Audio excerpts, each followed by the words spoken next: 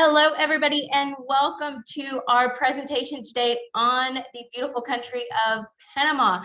We want to take a few minutes and just thank you for taking time out of your, what I'm sure is a pretty busy day for you, whether you're at work right now, maybe you're on your lunch break, or maybe you're winding your day down wherever in the world you are. So as we get everybody connected here and logged in, we will throughout this presentation do a few different polls and questions just to kind of see where your mind is at, see how much you know about Panama already, and kind of help tailor these presentations more specifically to you and what your needs are. So our first poll of today, have you had a chance to visit Panama? Have you had a chance to visit Panama? Maybe you've already been here several times. Maybe you already own property in Panama. Maybe you're already living in Panama. Let us know kind of where you are in your journey there. So we have a couple people responding. I still see some people logging in. So it looks like most of you now at this point are saying not yet, but you hope to visit soon. Well, I hope that through this presentation, you get some of your questions answered and take you one step closer to getting here. All right, we have some more answers coming in. Yes, you've had the chance to visit, but haven't quite made the move yet. Very cool. Well, we really do thank you guys for being here with us. We're going to go through some introductions here. My name is Ali Rodriguez. I am a U.S. expat from the great state of Texas, and I made my move initially to Central America about 4.5 years ago now. And I'm currently living in Panama City, but it wasn't my first stop. So I've had the opportunity to live in other Central American countries. And the goal really of being here with you all and speaking to Panama specifically today, but other Central American countries, is that you can do it. And it doesn't have to be painful. It doesn't have to be hard, but you do want somebody in your corner on your side that has been there and done it and can answer some of these really important questions for you. So I hope that we're able to do that for you guys today. With me, I have Patrick Hebert. Patrick, tell us a little bit about you and your journey. Thanks, Ellie. Yeah, good to be on here again. A nice day for doing a Panama webinar. We're in Panama. Actually, Andrea and I are in our home in Panama City right now, and we're lucky enough to have homes in a few different places in the region. And right now we're in the country that we're talking about, which is not always the case. But yeah, I'm a Canadian. I actually was born in a central province called Manitoba, but spent most of my adult life on the west coast of Canada in Victoria area, Vancouver Island, and eventually moved down to the Central American region, and lucky enough to be a resident of a few countries down here, Panama being one of them, Nicaragua, Belize. So you know, we're lucky enough to spend a lot of time in the different countries. But you know, Panama's an amazing country. You know, it's one of the few countries where you can, well, one of the only countries I know where you're a few minutes apart between the Caribbean Ocean and the Pacific. I love sailing and being near the ocean, so that's pretty intriguing for us. So anyway, I'm glad everybody can join us here, and hope you get something out of this. Perfect. Thanks, Patrick. And with us, we also have Andrea Martinez. Andrea, tell us a little bit about you and your relationship with Patrick. Well, I don't go too deep into that. Thank you, Ali. Yes, well, as you can see, we're all in Panama right now. I'm very happy to be able to talk about this country. My relationship with Patrick, well, we're married. We met here in Central America, and that's why we love this area so much, and we like to talk about it as much as we do, because we have had so much experience, not only here in Panama, but in Nicaragua and Belize that we have lived in. So we have different types of experiences in each country. And when there's good things and, well, not so good things in each country that we want to share with you, so you can see which country fits better for you.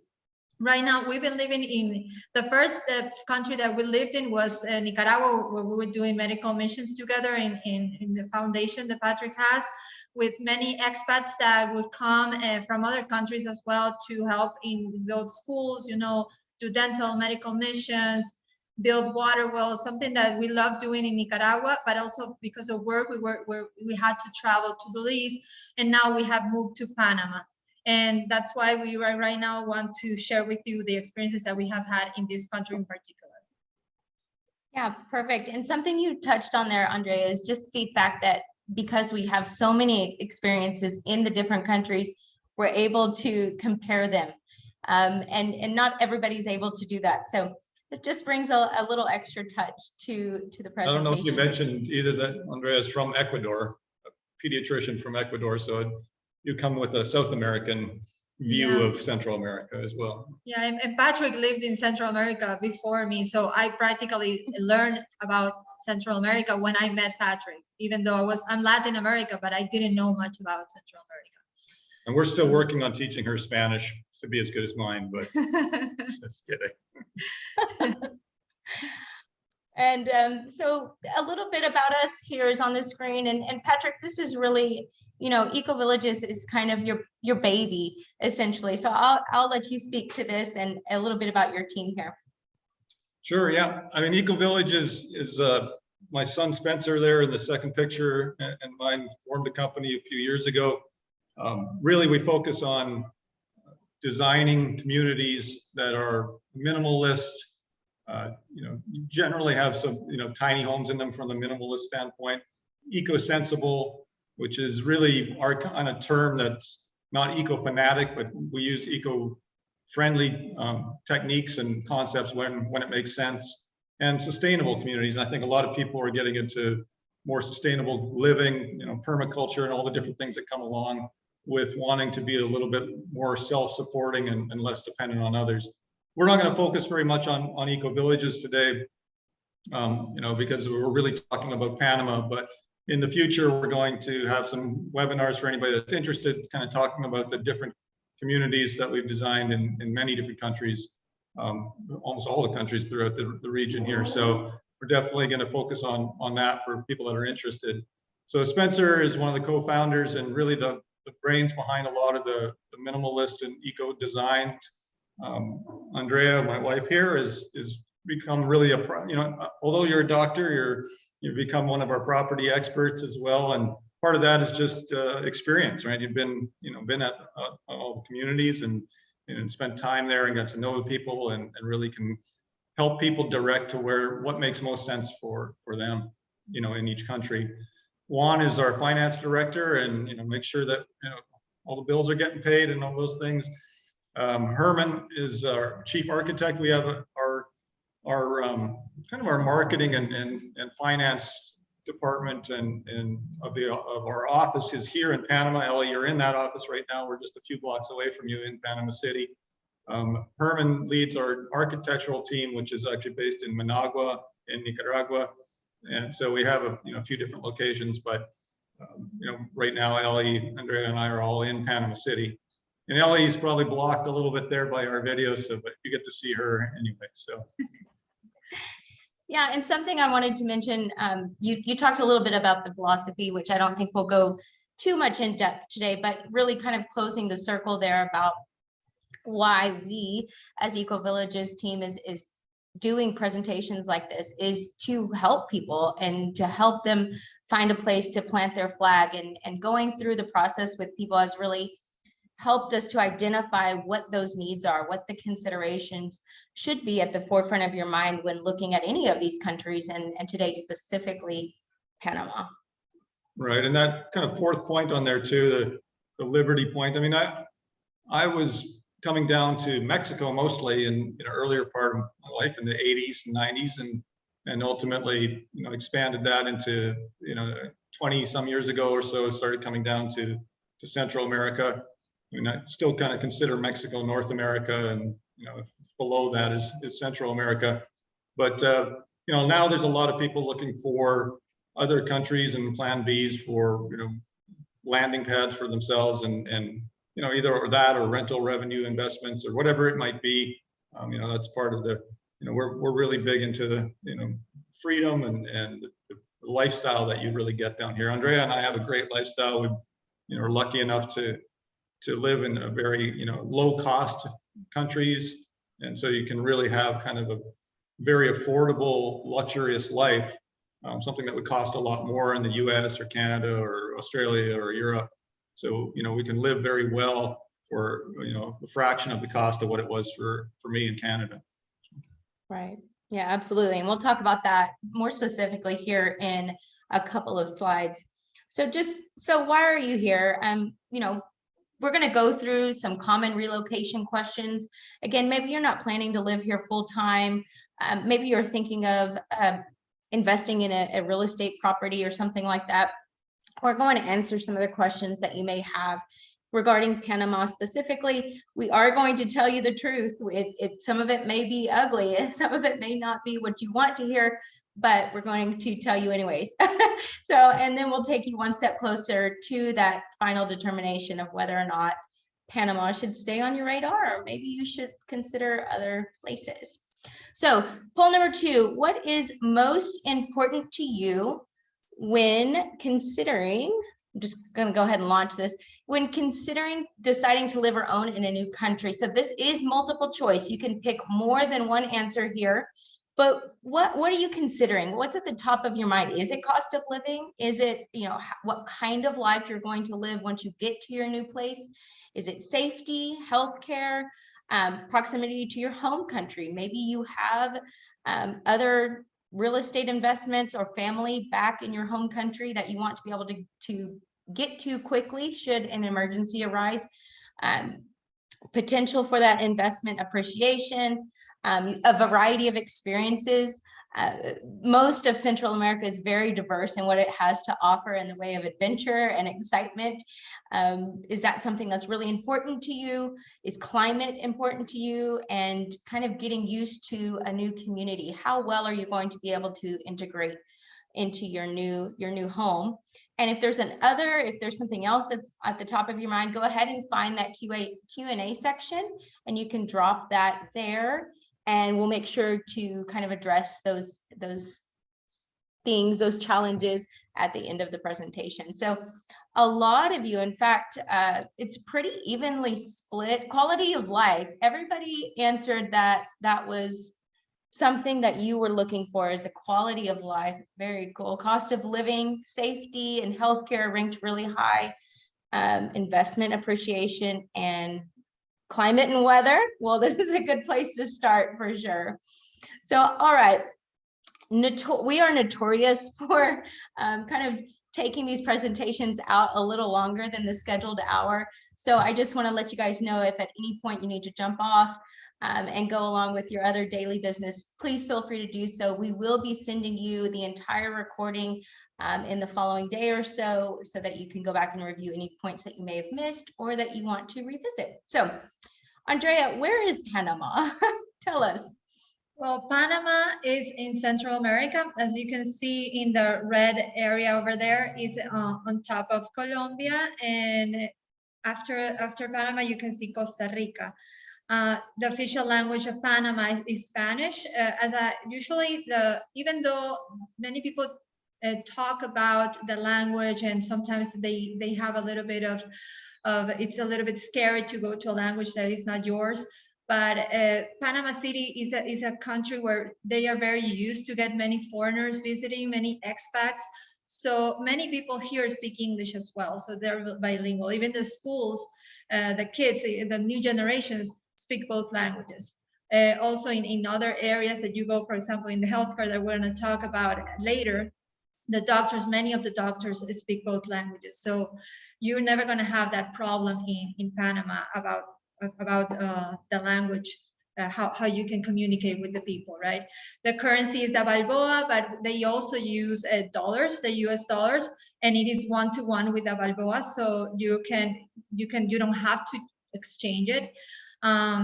We currently live in Panama City, which is more like a metropolitan area, but Panama has many different diverse areas that you can go to. You have the Caribbean, you have the Pacific, you have the highlands, you have the rainforest. So it is very diverse, even though you see it's looks like a very small country, but you have anything that you need inside this area. Yeah, and just on the Balboa there, really the dollar, the US dollar is what's used in the country.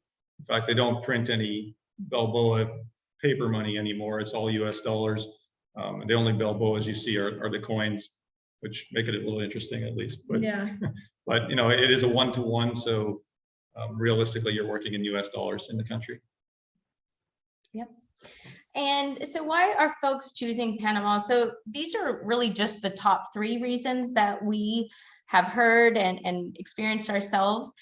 There are many other reasons, obviously, that people choose Panama as their second home or as their new home. But one of those is that Panama is an international hub. There are flights in and out of Panama to Europe. You can quickly get to places like South America, back to the US, Canada. So it's easy to get in and out of Panama. And being an international hub means that there are so many different kinds of cultures and cuisines to be able to explore and experience. The natural sanctuary of raw beauty. Something that surprised me was, even though we live in Panama City, it's just a few miles till you get to really lush and green mountains and hills. And of course, we have the ocean here. So you've got the beautiful waters surrounding you, but it's just, it's beautiful. I can't really explain it. It's hard to put it into words. You'll just have to come and see it for yourself. And of course, we mentioned that the currency exchange is easy. You don't have to think of any different percentages, and you don't have to have any kind of gadgets to convert the currency for you. What you see is what you're going to pay. And again, US dollars are widely accepted, or are accepted. They are the form of currency here, as well as coins. So it just makes it really, really easy. Every once in a while, you'll get a taxi driver or something that'll say, oh, that'll be 3 Balboas, but it's $3. So, oh, here we go. Quality of life. So cost of living. This was something that's at the forefront of most of your minds today.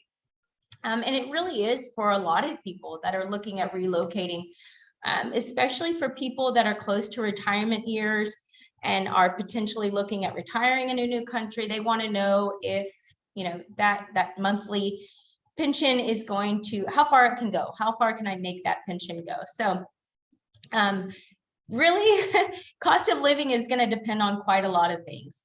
You can see there on the left-hand part of the slide, we have some different areas within Panama, and you can see there's a bit of a range from somewhere like Boquete, which is in the highlands of Panama, down to Panama City, which is right there on the right of your screen. So not much really to talk about specifically here, but just that it can fluctuate depending on what you're looking for. You don't have to live in, you know, in an ocean front or ocean view apartment in Panama City. You can live in something in the highlands and probably cut your rent down quite significantly.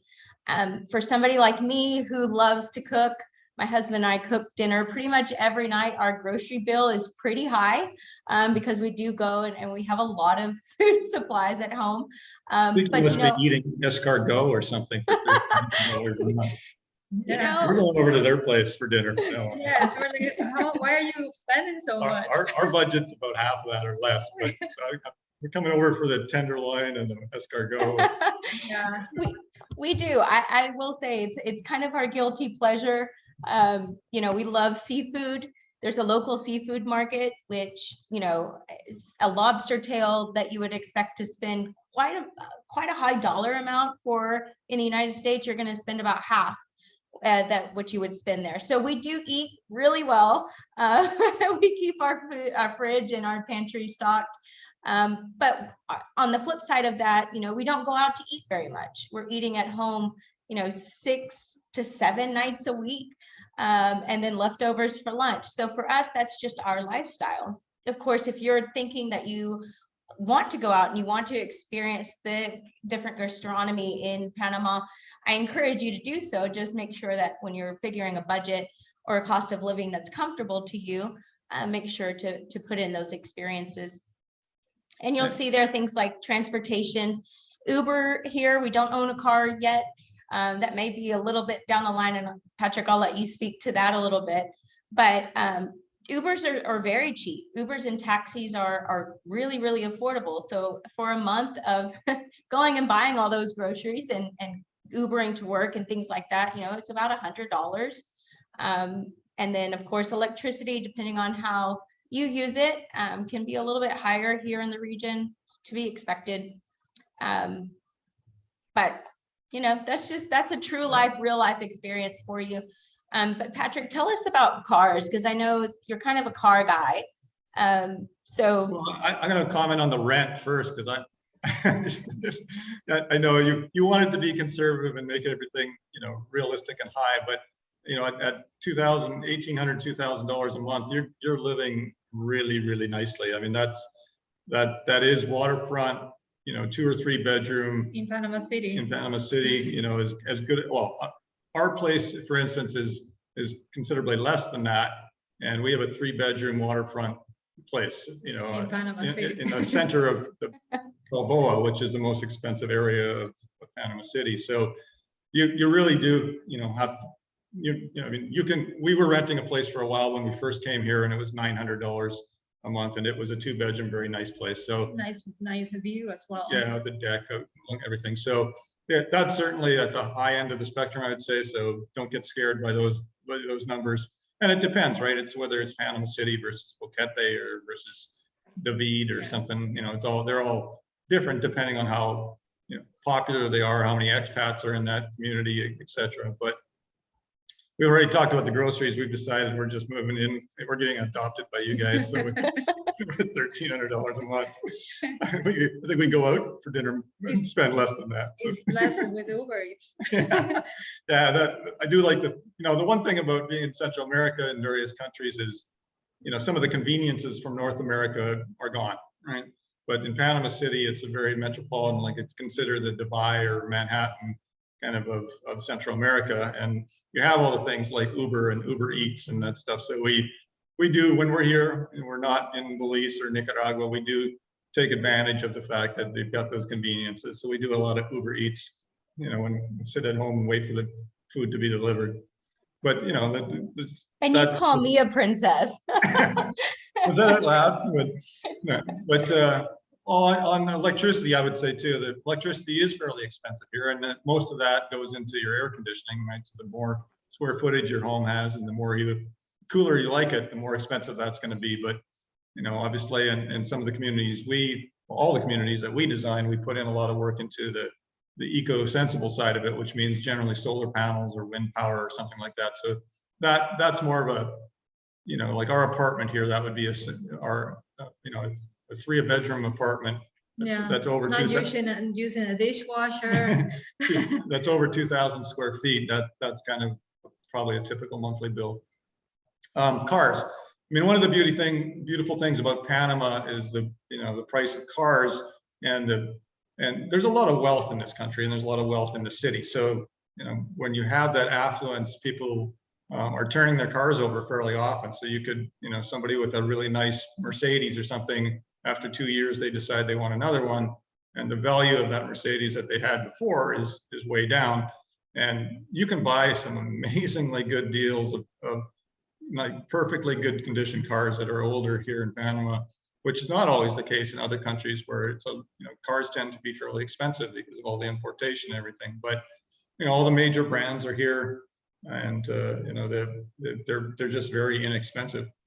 So you know, for me, it's a fun thing because, like you said, I do like cars, and you know, I'm on Encuentro 24, which is kind of like the classified ads online all the time, looking at motorcycles and cars. And so far, I have managed to not be a hoarder of vehicles. I hoard everything else, but not vehicles. Amazon thing. Yeah, and something you mentioned there was Encuentro 24. So that's a really good place for you to go if you want to do some shopping for apartments. Maybe you want to come and visit long-term before, you know, choosing to relocate fully. That's a good place to go and kind of get an idea of what kind of rent, what different kinds of rent. Not to belabor this slide too long, but it is important for people, the cost of living. And I mean, I think at 100,000 feet, the best thing to say is, look, Panama and Costa Rica are the 2 most expensive countries to live in Central America.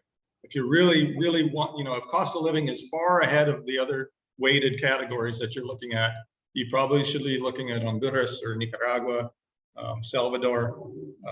But if you want to have more convenience and options and things in your more North American or first world type of life, then Panama and Costa Rica are that, but they come at a cost, right? So yeah, exactly. And good thing is that we can help you narrow in on what it is that's most important to you and find the perfect fit.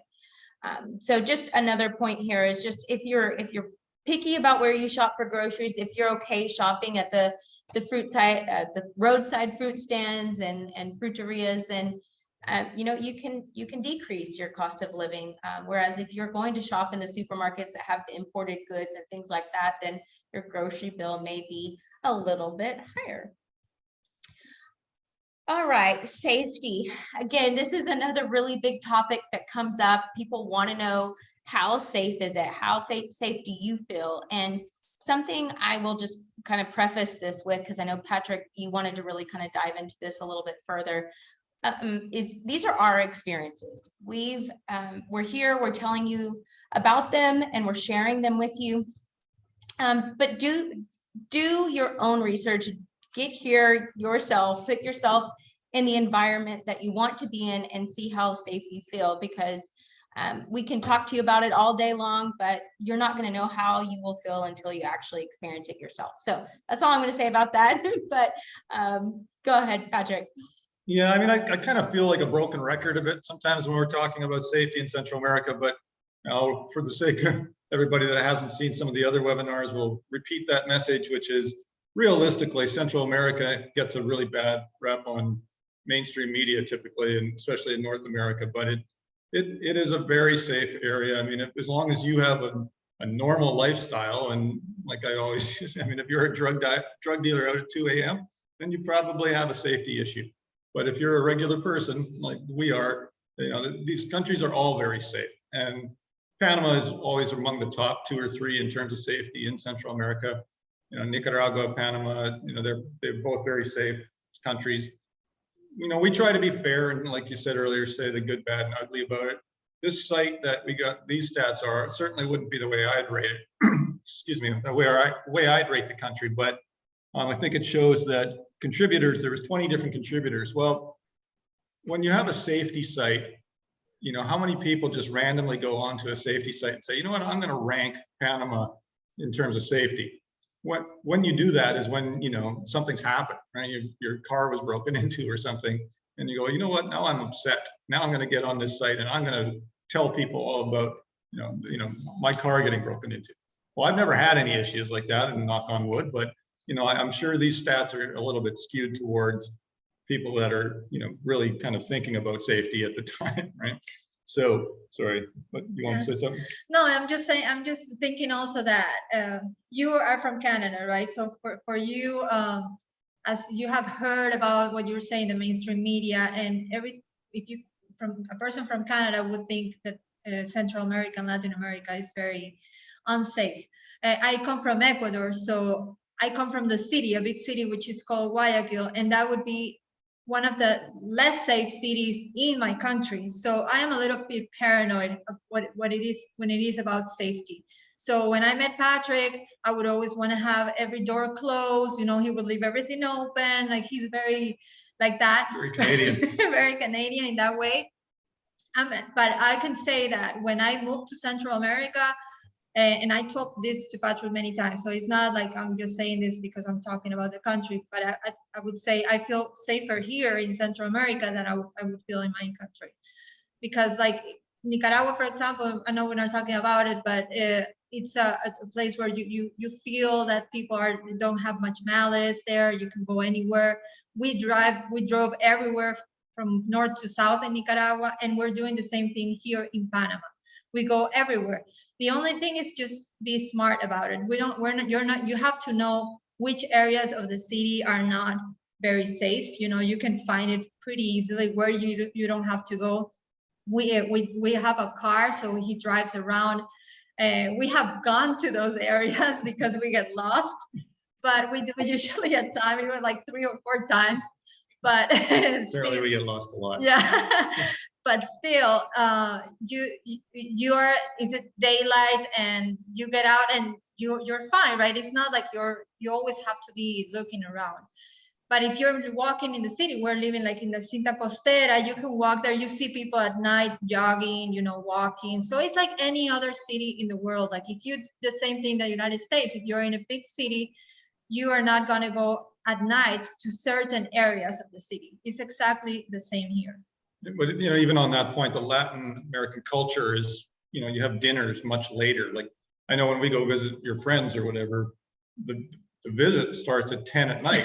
I'm ready to be in bed, and this is just when we're going out. So, but I've never felt unsafe, coming home at 2 or 3 or 4 in the morning, because that's when their visiting is done, and so it's a different culture. But yeah, you just got to be smart about it. That's the bottom line. And also we're in the city in Panama City. That's going to be quite a bit different than Boquete, for instance. And your example here is Boquete's in the highlands, beautiful area. Very, very many expats there, and very safe. So it depends on where you are as well. Sure. Yeah, absolutely. But if you have more concerns or questions about specific areas, other expat communities that we didn't mention, just let us know, and we'll be happy to get those questions answered for you. We're on a mission here, Ellie, to make your webinar take way more than an hour. I know, it's like I feel like it's like an ambush. It's just not going to be less than an hour. So, anyways, but you alluded a little bit to this, Patrick, about affordable housing and investment returns. So Panama, even though you can see it here on the screen, it's real large. There's different areas of Panama. So those different areas may fall a little bit differently on this scale. So kind of explain to us what we're looking at. Yeah, and that's a good point, right? Panama's got enough of different areas and regions that they don't, it's hard to pinpoint one spot on this graph and say that's Panama. But in general, this graph or chart is really supposed to say, on the top right-hand corner, you have the more mature markets. I mentioned earlier, Panama and Costa Rica, and obviously Mexico. They've been having, tourism for 40, 50 years from North America. And what that means is those markets kind of have, experienced more capital gain already. They're more mature. The rent is higher. The countries on the bottom left, Honduras, Salvador, Nicaragua, those sorts of countries are less mature in terms of tourism and less mature in terms of rental revenue and that sort of thing. So if you buy a home in Honduras for $100,000, the chance of that going to $200,000 in the next couple of years is much higher than something like that in Panama. So your capital gain opportunity is better at the country. If for an investor, this is really an investment discussion at this point, but for an investor, your capital gains and your rental return rate is probably better in the bottom left of this corner. Whereas in the top, your rent will be higher that you would receive. If you bought a home and started renting it out in Panama, your rent will be higher than it would be in Nicaragua for the same thing, but your cost to buy it in Nicaragua is going to be a lot less. So your ROI, your return on investment, is going to be higher in the countries down in your left than on the countries in the top right. But from a maturity standpoint, your occupancy of rentals and things like that, to be kind of guaranteed you're going to get more rentals, that on the Costa Rica, Panama side, Mexico is more likely to be higher. So this is just kind of a graph to say, look, what are you looking for? If you're an investor, in this case, are you looking for something that's more mature and you could be more stable in terms of rental return? Or do you want something that has a lot more chance of capital gain and maybe a better ROI compared to what you paid for it? And I personally kind of combine that. I guess a lot of people do. If we buy a home for ourselves to live in, I still want to see a capital gain. I certainly don't want to see a capital loss. And so it depends on which area that you want to pick in. But at the same time, if we buy a place and we're not going to live in it, then the rental maturity is important. So. Right. Yeah. I don't know if I got the points across there. Yeah. And I'll say that even in places like Honduras, if you're looking for something to increase, immediately your rental income, you're looking at places that have a need for it, i.e. the bigger tourism places and things like that. So just a note there, and just here's a housing comparison. This is for people that are looking maybe to live and own in their new home. So you can see on the left, we have a comparison to Victoria, British Columbia, which we chose because of the similar climate to the home there on the right, which is in the Panama Highlands. I don't know much about the Canadian real estate market, Patrick, from firsthand experience, but I know you do. So I'll let you speak a little bit about that. Yeah, one point I was going to mention too on the earlier slide, and you don't have to go back there, just to say that, you know, if you're looking at property as an investor instead of, you know, as a place to live, you know, do contact us, because there's a lot of pockets that are underserved, you know, inexpensive to buy a home, but, you know, have a high rental because they don't have enough accommodations for the tourism that's there.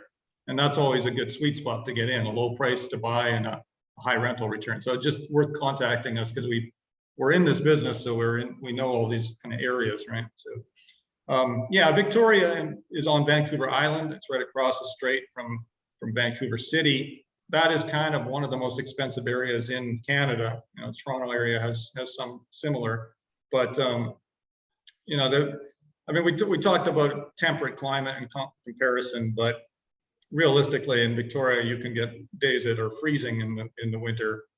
I mean, you're typically in Victoria, you're going to have a, you know, 5 to 10 degrees kind of Celsius, whereas, you know, in the Highlands, you're going to have in the high teens to low 20s. So they're not exactly the same, but because it doesn't freeze much and doesn't get much snow ever in Victoria, it is, you know, surprising how similar the plant life is. In fact, Boquete is, to me, one of the more pretty cities in the world, and so is Victoria. Victoria has a Butchered Gardens, which is kind of famous for, but Boquete always feels like, you know, a whole city that's the Butchered Gardens. So for people that really like the, you know, the foliage, the flowers, and everything, it's a really beautiful area.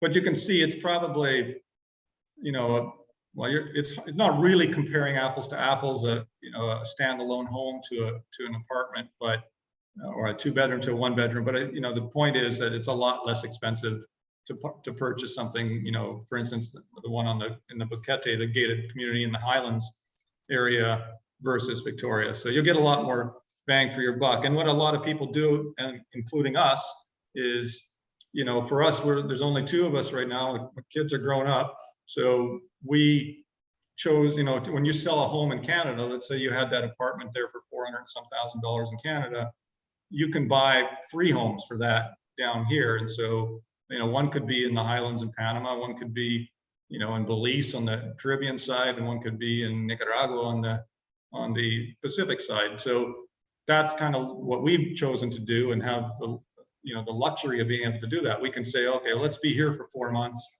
or whatever the time frame is, and then let's go to the Caribbean for a while. And so, you know, you're just able to do that. And if, let's say you had 3 homes like that, the other 2 are being rented out when you're not staying in them.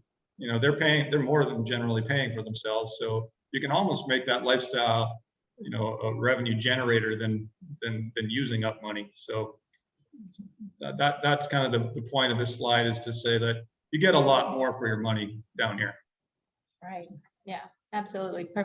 Perfectly said in all those regards. I mean, it's just, again, if you have questions about housing options and things like that, yes, we do have communities, but we're happy to put you in touch with other community and developers as well. So just reach out and let us know what your needs are. But fun fact number 1, you know, I get jokes from my husband about our fun facts, but I hope you guys enjoy them. So Andrea, tell us fun fact number 1. The Panama hats don't actually come from Panama. They come from my country, Ecuador.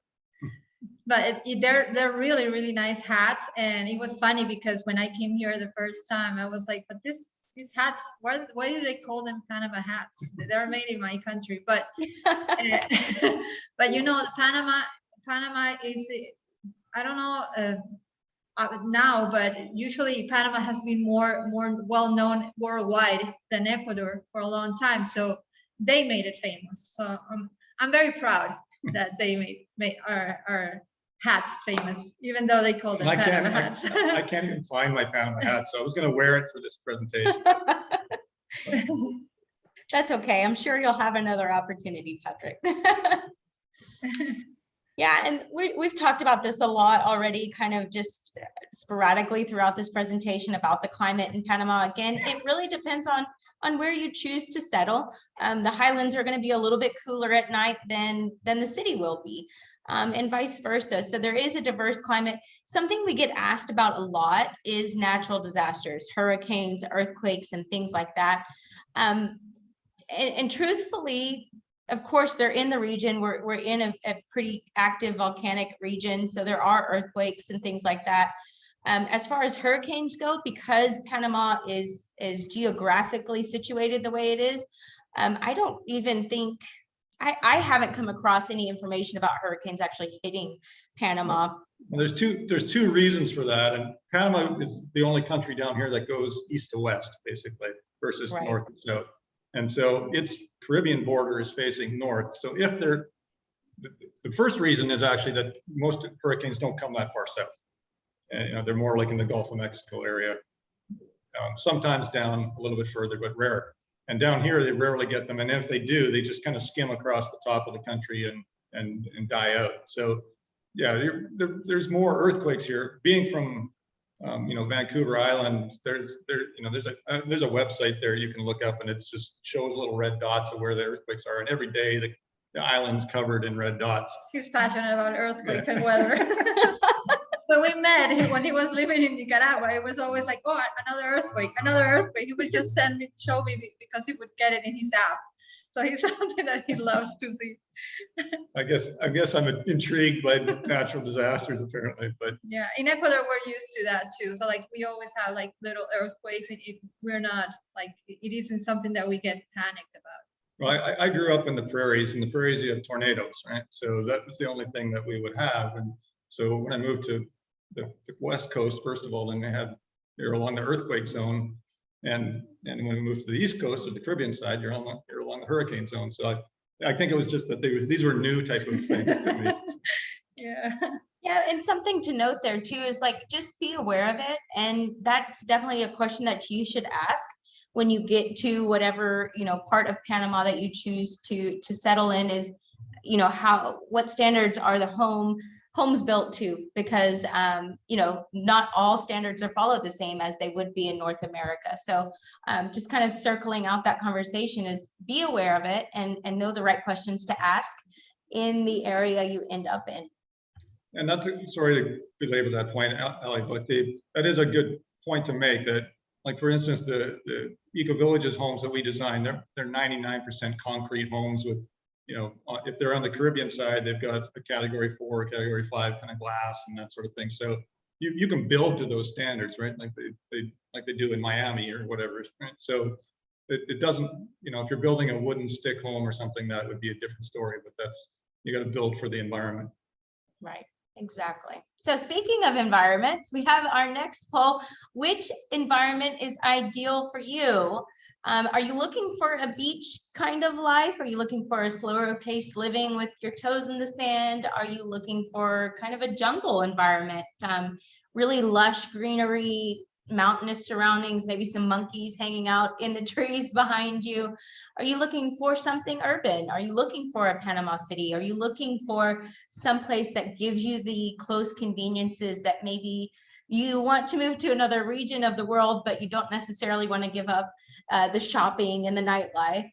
Or are you looking for a farmland? Are you looking for somewhere where you can go and maybe start your own kind of farm or garden and kind of live off the land, so to speak?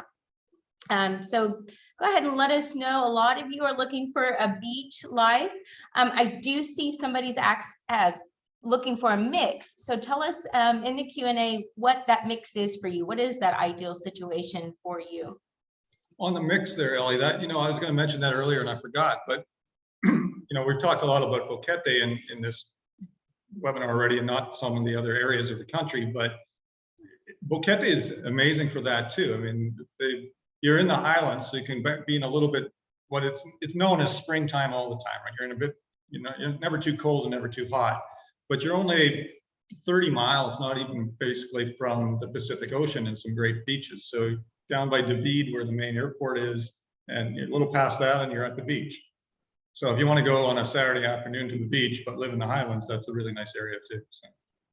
Absolutely. Yeah. What we love about Panama is just how quickly you can get from one type of surrounding to another, for sure. That's awesome. So healthcare, we have our doctor here on the line with us today. So kind of talk to us about your experiences coming from Ecuador as a pediatrician and into a place like Central America, where the healthcare does range, and it can range quite significantly from country to country. Yeah, before healthcare, I see that we're getting some questions. Guys, there is a Q&A section, so you can put any questions you want, and at the end of the webinar, we will give you all the responses. So about the healthcare, yeah, I've said this in previous webinars. Mostly in Central America, Latin America, we have private and public healthcare. So you can pick between them. The public healthcare is like in North America, it's for free. Anybody can access it, but the quality of it is not as good as North America. You know, like we don't have much equipment as much as they do. Like there are some hospitals or health centers that are not equipped as they should, especially in the smaller towns. The private healthcare in Panama is great. It's one of the best medical health areas that you can go to. We as you can see in the slide, there are two big hospitals here, the Punta Pacifica and the San Fernando Hospital. They are really top notch. The San Fernando Hospital has even obtained the Joint Commission International Gold Star, which means that it shows that it has the standards and the best quality of attention in terms of infrastructure, equipment, medical attention in general. So you can, I always say that if you have the means to go to a private medical center, hospital, it is better that you do it. Even if you don't have a health insurance, it is much more affordable than if you do it in North America. Like you can see their office visits depend. Here, the doctors can give you their own rates, but they go from $35 to $75. And the great thing is that you can get your own doctor. It is pretty easy to find different specialists. Most doctors here speak English and Spanish, so you don't have these problems with the language barrier. The same with the dentist. If you are in Panama right now, or you want to have some information about doctors here or dentists or anything, just reach out to us that we can give you all that information. About the health insurance, people are always worried about that. Patrick and I, because we travel a lot, we decided to have an international health insurance. So in case there is any catastrophic event that happened to us, or any catastrophic disease, we can access to different hospitals from different parts of the world, depending on what type of treatment we need. But you can have that international health insurance. If you want to have information about it, you can reach to us as well. There's also domestic health insurance, which is local, and it's mostly an insurance that is more about giving you discounts in the hospitals. So if, for example, you have a chronic disease that you know that you have to go to the doctor every month, like very frequently, or you need to buy medicine very frequently, I would say it would be better that you have an insurance that is domestic, so you don't have to spend as much money because you have to go all the time. But we go, for example, once a year to a hospital, so we don't need much of that domestic insurance. We just want to prevent in case we need it for something bigger, more complicated. Right, and something to note there is also pharmacies. Access to pharmacies and over-the-counter type drugs that you need are pretty easily accessible here. I know, Patrick, you have some personal experience with blood pressure medications and things like that, so you can speak a little more specifically to that. But in general, you can find what you need at a local pharmacy. Yes, and you can Even they can come to your house and take the test. They send you the test to your email. So they make it pretty easy. You know, when we go to do a test or we want to get what is the other thing? The X-rays, all those things. They call you or they send you a message, and it's pretty easy. The same with the pharmacies. They bring you the medicine here. You get the phone numbers and you call, and it's very the kind of attention is more personalized. That's the good thing about it. You know, to me, it's you know, growing up, I'm dating myself here, but to me, it's like growing up in Canada, you know, a long time ago when they still did house calls, right? Doctors and that, you know, most of the countries down here, you know, the doctors still do house calls, or, you know, like you said, you can have your pharmaceuticals delivered. Most of the time you don't need a prescription. Each country is a little bit different that way, but for things that are not narcotics, generally it's, you know, like for my blood pressure medicine, I don't need a prescription. I just go to or call and they deliver. Right. So it, you know, Panama, again, being one of the more developed countries down here, the medication and the medical system is, healthcare is more expensive than most of the countries other than Costa Rica. But, you know, it's all relative, right? You've got on here that it's like $40 to get your teeth cleaned. You know, maybe in Nicaragua it'd be $25, but is that $15 difference what's going to make or break your decision on which country? So at some point there's a, what's it called, a point of diminishing returns. And I mean, if it's $25 or $40, is it, you know, and you're doing that every few months, is it really worth the big deal? So the healthcare is really good here. So that's a nice thing about Panama for sure. Yeah, and every place we go, like every country we go, I always love to go to the pharmacy. It's like one of my things, because I like to have, as a doctor, I like to have all the medicine that I need in case of anything. Like I like to prevent. So in Panama, for example, I realized that here you cannot buy antibiotics if you don't have a prescription. So that's one of the things, but anything else you can buy, and also opioids, things like that you cannot buy. But like in Nicaragua, Belize, you can buy anything, any antibiotics. So I would go, when I go there, I just pack of antibiotics and things like that. So I hoard cars and I like sailing, and I hoard medicine or creams or things hoarder. like that. Oh, y'all the perfect pair. All right, so maybe you've decided at this point Panama is the right place to you. How do you get here? There's a lot of different ways. Obviously, there are land border crossings with Costa Rica, 3 different places there: the Pacific, the Caribbean, and the highlands of the country. By sea, obviously, we do have the Panama Canal here, but there are also cruise ports to the country of Panama.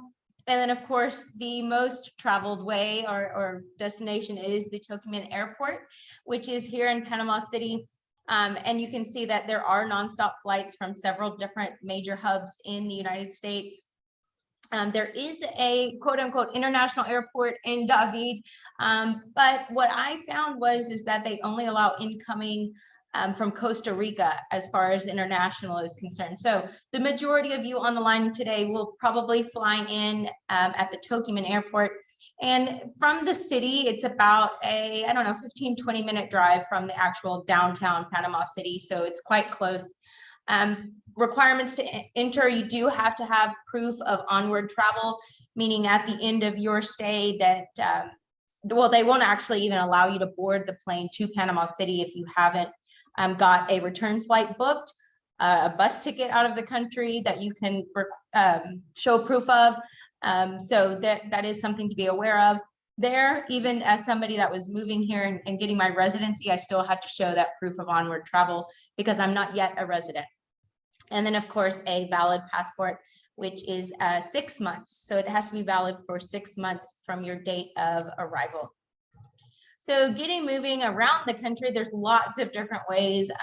Obviously, like we mentioned, we have a great infrastructure here as far as roads and flights and ride shares, things like Uber. There is Uber here. Again, I mentioned it's really, really affordable. Taxis as well.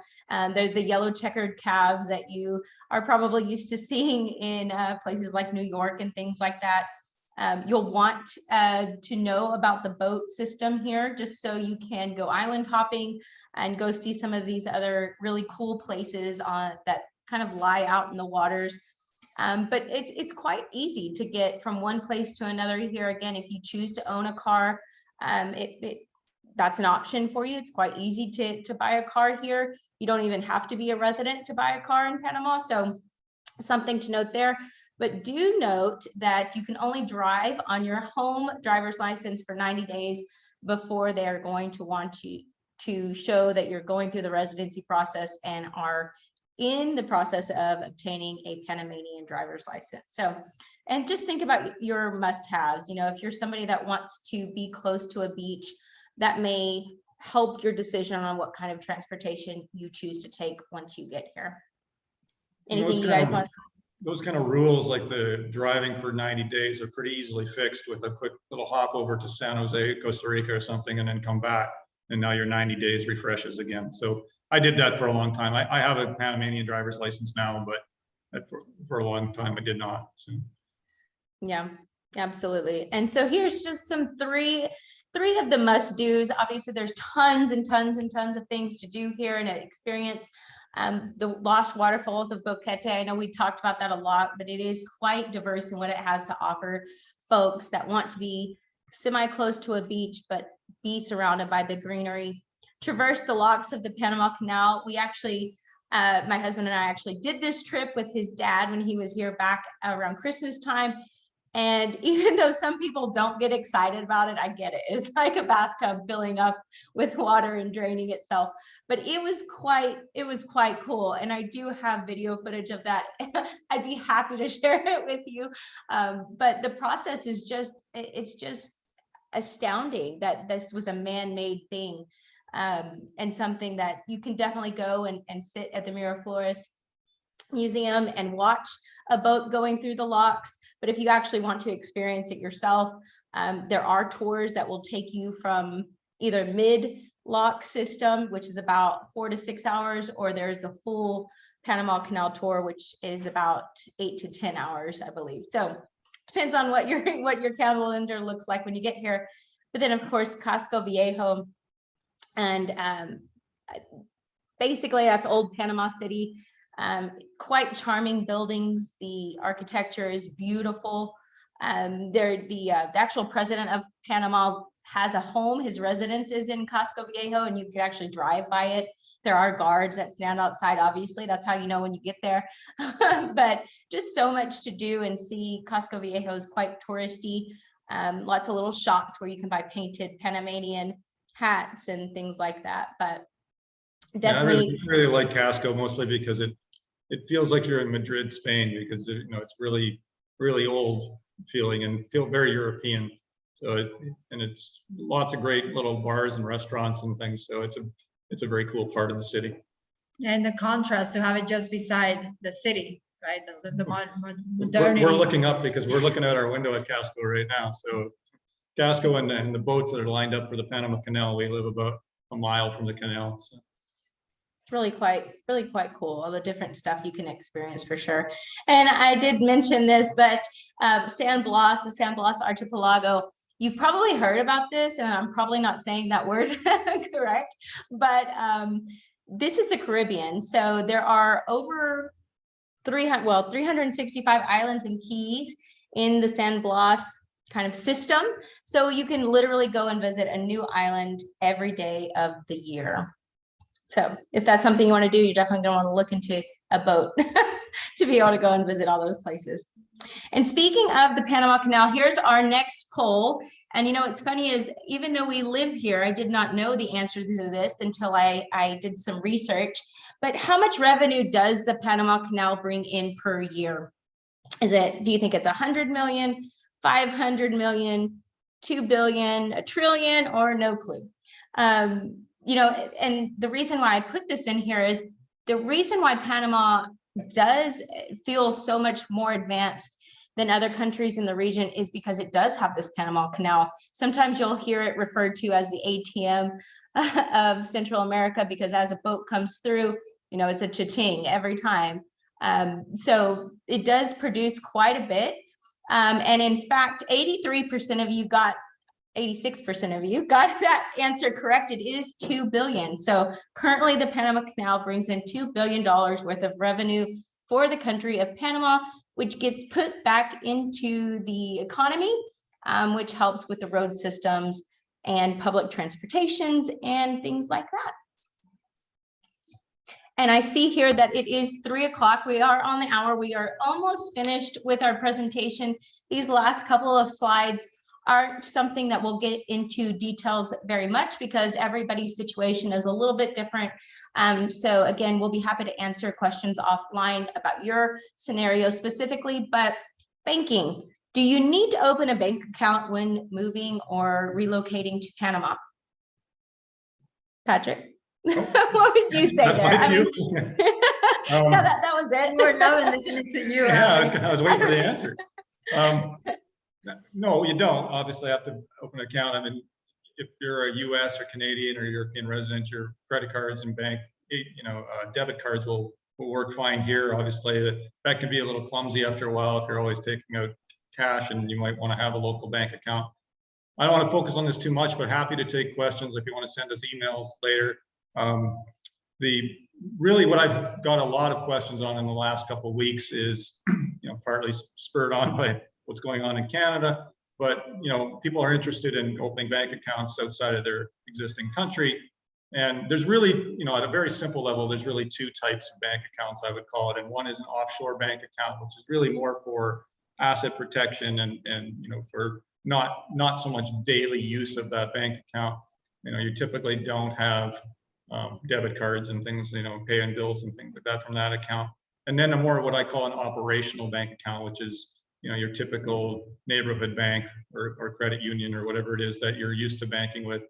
And you can, often I recommend, depending on the amount of funds that you want to move to the countries down here, I can recommend a combination of that, which is kind of what we do is protect funds in an offshore bank, but then excuse me, for day-to-day paying the bills like your power bill or whatever, using the local banking system for that.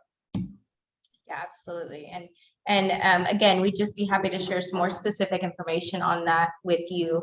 Just send us a quick email to questions@ecovillages.life, and that email will come directly to the team that you see here on the screen, and we will be sure to get back to you as soon as possible. Taxes, taxes is one of those kind of sticky subjects. We are by no means tax professionals, but in the countries down here in this region, there are some benefits. Panama specifically, you can see here on the screen, there are exemptions. If you come in, let's say as a retired person, and you come in through the pensioner retirement program, then you are able to import materials at a reduced import percentage. But typically you're going to see the same kinds of benefits across the region. Foreign earned income, that's where if you are earning income outside of Panama, meaning you're not working for a Panama business corporation or anything like that, maybe you're a digital nomad and you work for an online company based out of the United States, you do not pay income tax to the Panamanian government. Property tax, Patrick, I'll let you talk a little bit more about that. That is kind of a laddered or tiered system that you're a little more familiar with than I am. Yeah, I mean, most of the countries down here, well, the property tax itself in terms of annual property tax is usually a fairly straightforward percentage, but the transfer tax is based on what the amount typically of what tier you're in. Like if you sell something between 0 and 50,000 is different than between 200 and 400,000, for example. But overall, at a high level, Panama has a very low property taxes, and it's usually built on the assessed value. The one point just I want to focus on a little bit before we move on is that foreign earned income line at the top. I think that's important, very important to a lot of people these days. Like you mentioned, the digital nomads. And one particular advantage is for Canadians, and me being a Canadian, I can speak to this. Stepping back a little bit, let's say if you're American from the US, like you are, Ellie, from Texas, your taxes, your income taxes follow your citizenship, not your residency. So yep. If you have an American passport, you owe taxes wherever you make it into the US, into the IRS.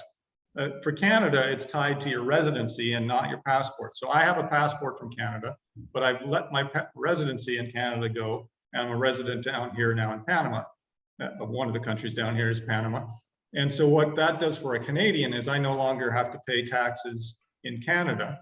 And so any funds that I make, you know, especially if I'm situated in Panama and I make funds from a company in the US, let's say I had a consulting business or I was doing something like that, and my services I'm providing to US or to Europe, Canada, Australia, anywhere in the world, it's not selling a service to a Panamanian, then there's no taxes on that. And likewise for corporations, if your corporation is located here in Panama, but your business is selling something to somebody in US, then there's not the corporate income taxes either. Well, there's a very small flat fee annually that's a few $100s, but there's no corporate tax tied to the income of the company or to you personally. So if I had a corner store here, like a convenience store or something, and I was selling to Panamanians, you know, bananas and whatever, things like that, then yeah, that is taxable, and that because that's a local Panamanian company. But if you're kind of an offshore company where you're situated with your office here or your business and you work out of your home, like a lot of digital nomads do, then these are great countries to be in, and particularly so from Canada, if you're willing to give up your Canadian residency. Okay. But again, just feel free to reach out with your scenario and we'll put together kind of the best case scenario for you. Staying in Panama, obviously, tourist visas are very, very popular. If you're not sure this is where you want to stay forever or make it your forever home, you may want to come in on a tourist visa. What we've seen, and it does change frequently, so always double check before you're planning a visit or planning a trip to Panama or any country, really. Check out what their entry requirements are. For example, the tourist visa there that you see on the left side of your screen, I did mention you do have to have proof of exit. You do have to have an onward ticket as a tourist. Number 2 there, again, I just entered here in December, this past December, and I didn't have to show proof of economic solvency. They didn't ask for bank accounts or anything like that. So again, I guess it kind of just depends on what kind of immigration person, I can't think of this name right now, immigration attendant that you come across when you get here. Your stay may not exceed 3 months unless you are currently a citizen of the United States or of Canada. You are exempt from that 90 days and can stay up to 180 days in country on that tourist visa. Again, I know, Patrick, you mentioned this earlier, you can leave the country and re-enter after that initial stay of 90 or 180 days and kind of reset the clock there. But Andrea, do you want to tell us a little bit about the residencies? I know there's quite a few to choose from. Yes, well, the most popular one is the Friendly Nations visa. That it's for 50 countries. You can see it we can send you the countries that are part of this, but you can say the United States is part of it, Canada, the UK. So in that Friendly Nations visa, before it changed last year, but before it was, you would have to just open a bank account and a corporation and you could apply for this visa. I mean, a corporation inside Panama, right? And at $10,000 for as an investment. But now you need to invest in the country approximately $200,000 so you can be eligible to be part of the Friendly Nations visa. The residency here is like a green card in the United States. You can work in the country, you can have your own business, you can live here forever. You don't have to worry about having to leave every 90 days or every 180 days. There is another business investor visa, which is for the people that are not part of the Friendly Nations list. And in that visa, you need to have an investment of approximately $300,000. And you can do that with, buying a home, any property that has that amount of money. There's a new Reforestation investor visa that is if you're going to buy, for example, teak, and you'd have to buy approximately $100,000 in teak to be able to apply for this Reforestation visa. You can only buy this type of land that is because It has to be authorized. yeah, it has to be authorized to be part of this reforestation visa. Can talk about the self-economic. Yeah, I mean, there's other, the most popular ones certainly are for the friendly nations property investment. I mean, if you come down and like when they changed, it was kind of interesting when they changed the law from being a lesser amount to $200,000 property investment for friendly nations visa. Suddenly all the properties that were 179,000 went up to 201 or whatever, just to get over that bar, because now they knew people coming in have to invest at least $200,000. Those investment residencies are certainly the most popular. It's the one that we have, but there's the retired pension programs as well, and they all have slightly different rules and they're slightly changing often. So the best thing is to, feel free to check with us when you're ready to do it, and we can help you figure out what's best for you.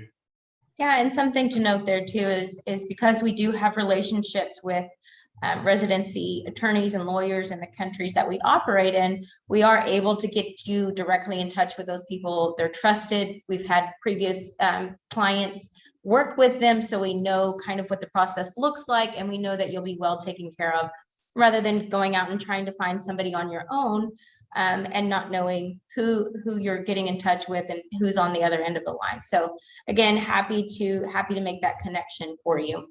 The other thing, Elena, sorry to slow us down again, but one thing on that, both on residency and banking, it might sound a little silly, but you're probably going to want to hire a lawyer to even help you open a bank account, a local bank account.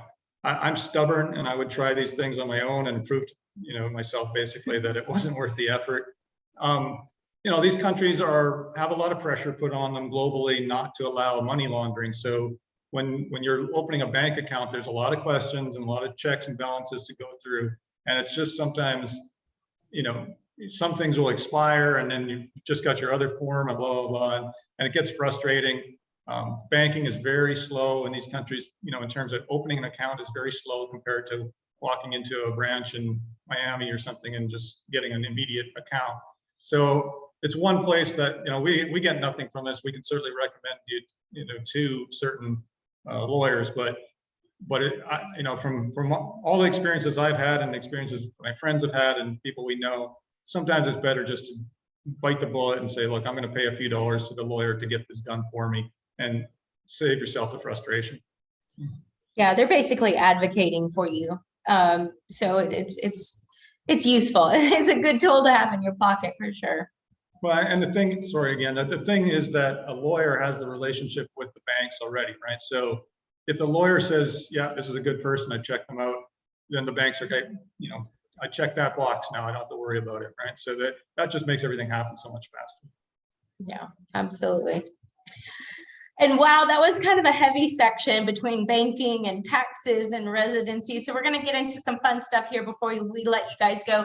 But fun fact 3 is that you can swim in 2 oceans in one day. In fact, we did this a couple weekends ago. And I have to say it was most enjoyable, not just the car trip and seeing, the scenery as you pass by, but it's about an hour in the car to go from the Pacific to the Caribbean, and something that definitely I didn't ever know that I really wanted to do in my life, but it was a bucket list check for me. And it's a fun thing to do and to be able to say you've done. So you can swim in the Pacific and the Atlantic in the same day. So how do you meet new people? One way is to get out there, go visit the 2 different oceans, go hang out at these expat community and draws, join social media expat groups. There's been tons of people that I've come in contact with over the last couple of years of living in Central America, and just being able to share experiences with each other, make recommendations to each other on where to go, what to do, has been really powerful. Your local events, your festivals and celebrations. Here on the next slide, we'll talk about how much Panamanians like to celebrate. There's great nightlife in these several different areas of the country that you can go meet people. Obviously, if you're meeting people at salsa lessons, they are like-minded like you. They like to dance. They like the vibe. obviously yoga and fitness groups. Again, just finding those like-minded people where you have a commonality already, and you can kind of expand on your conversation quite quickly because you already know this about somebody. Well, this person really loves yoga as much as I do. And so now I get to share experiences with them and kind of bring them into my circle. And like I mentioned, exploring the country. Ellie, we got one, you missed the one that's most important to you, which is adopt a kitten a day. Okay, well, I did. I have adopted now 2 kittens. Those of you that have been following kind of my story, when we first arrived here, it was a couple weeks later, we adopted our first little kitten. His name is Sirach. And about a week or so ago, we adopted a little sister for him, and her name is Belvy.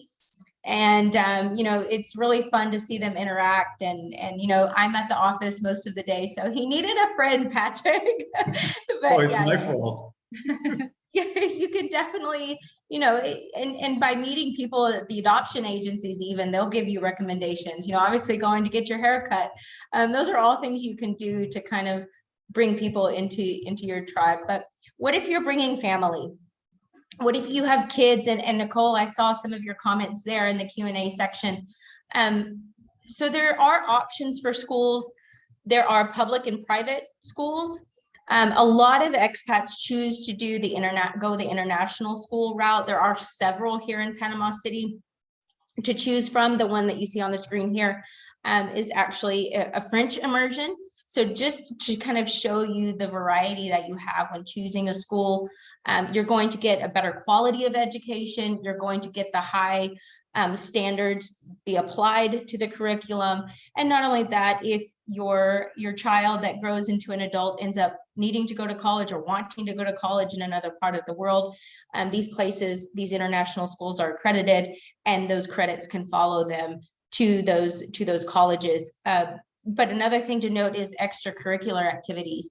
You have access to a lot of those things that you would expect to have access to in North America, like piano lessons and ballet and just different kinds of sports activities. So it is doable, it is possible. There are people in the more remote areas that homeschool, and there is a community of homeschooling parents in Panama. And again, using your social media connections and things like that to seek these people out is a good first step. If you need additional help in locating those folks, we'll be happy to put you in connection with them. And of course, we've already talked about food, but we're going to go for another 2 hours now. We're almost done here. It's your $1,300 budget I want to hear about. Hey, I like to explore my own culinary expertise and grow my palate at home. Some people choose to go out and explore. And I like to do a little bit of both. And there's apps within the country. These are the ones that we have used personally. Degusta is almost like a Yelp of Panama, where you can go in and see how certain restaurants and things have ranked by people that have been there. You'll see the reviews and things like that. Obviously, if you are looking for delivery, Uber Eats is widely used, as well as Pedidos Ya. So just some tips there about things you can have ready on the download before you get here. And of course, the celebrations. We didn't get to see much of Carnival this year. Here in Panama City, we're still kind of getting back to normal after COVID, but there are jazz festivals here, lots of musical celebrations. But something fun to note is that we do celebrate 2 Independence Days in Panama, one from Colombia there on the 3rd of November, and one on the 28th of November from Spain. And so really the month of November is just a big celebration. It's just the one big holiday. Essentially, places do close. You'll see no cars on the road. Everybody's either gone to an island to celebrate and get away with the family, or they're at home making their traditional celebration meals. But I will say, and you guys can attest to this, is the fireworks here Wow. Hey, we don't know what it is about. It's always It's always a fireworks. celebration. Yeah, we love to celebrate Latin Americans, our independences. Yeah, fireworks. It's quite a show. It's definitely quite a show. All right, so we are nearing the end here. Here is your pop quiz. Pop quiz time. And I hope that you were paying attention. There's no prize really, except for being at top of the class here on the presentation today. But where did the Panama hat actually originate? So was it Belize, Canada, Ecuador, or El Salvador? What is the name of the international airport in Panama City? And I guess the teacher in me made this one really hard. I don't know why, but see if you can remember what the name of the international airport is here in Panama City. Is it the Toucan International Airport, the Tocumen International Airport, Toluca, or Tucson International Airport?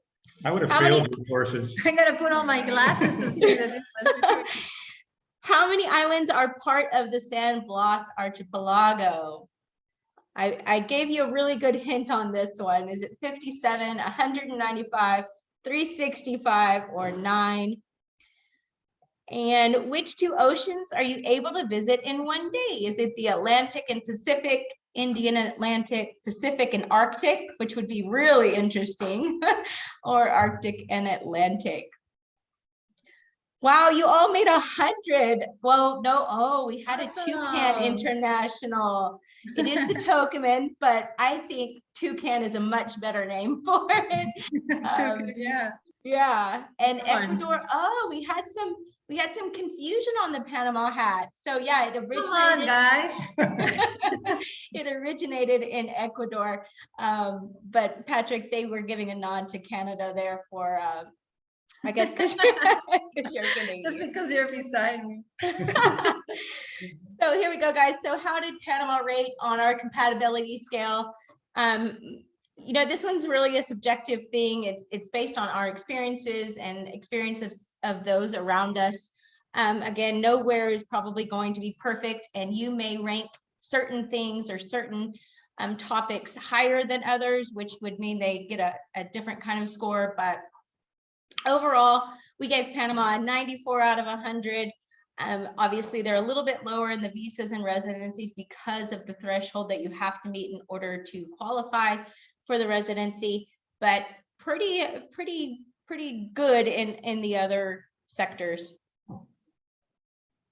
And think anything you guys want to add there? No, No, we're happy with it. I think that's fair. Yeah. All right. So last one before we go. Are you considering other countries in the area? You do have options, as we've talked about. If so, what countries are you considering? I'd love to know, you know, if a lot of you at the beginning of this presentation said you weren't, you know, necessarily sold yet on Panama. So let us know where else you're looking. Is it somewhere in the region or possibly outside of the region? And if it is outside the region, go ahead and let us know in the Q&A what that is. And because we're always looking to help people, you know, and really this is educational for a reason. We're looking to help people find their perfect paradise. So we're quite split on those. Belize, some for Nicaragua and Honduras, Costa Rica. Very cool. Very nice. Yeah, well, guys, I really appreciate you joining us. We do have some upcoming webinars for some of those countries that you guys mentioned.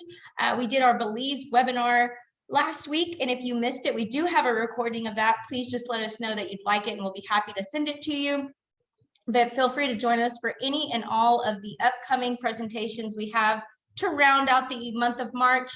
And you can find that complete list and go ahead and get registered for them on our Eco Villages website. We do have a section at the top for webinars. You can go there and actually request the on-demand recordings of previous ones and go ahead and sign up and register for the upcoming events. And we'll send you some reminders ahead of the live presentation. But it's been absolute pleasure having you all on the line with us today. Again, we went a little bit over the time mark again this time, but I feel like the information is really relevant and it's important. And I don't think we want to leave anything out. So glad you all joined us. Thanks for staying on the line with us. Andrea or Patrick, anything else you want to say to folks before we let them go today?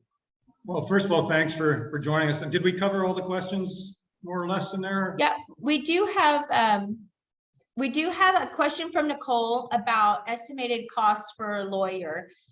Maybe I'll send let us a you- message, Nicole, because I don't want to say something that's recorded in time here forever and it changes, right? So Yeah, and also different packages. yeah, depends on what you need Yeah. too, right? So, yeah, and I noticed you mentioned about schools, Nicole. So if you're bringing dependents with you, that changes things just a little bit. So yeah, go ahead and we'll reach out to you, or you can go ahead and email us just as a reminder, questions@ecovillages.life. And in regards to your question about COVID, no, there's not fear here anymore. I would say things are trending towards relaxing a bit. We don't wear masks typically outside. I know, Andrea, you mentioned Santa Costera earlier, which is like the boardwalk that runs along the Panama Bay here, where people exercise and kids are out and families are gathering, and it's quite a communal space. And people are slowly letting their masks down and things like that. I've been asked once for a vaccination card in the almost 4 months that I've been here. So, I mean, you guys can speak to your experience on that, but that's been my experience.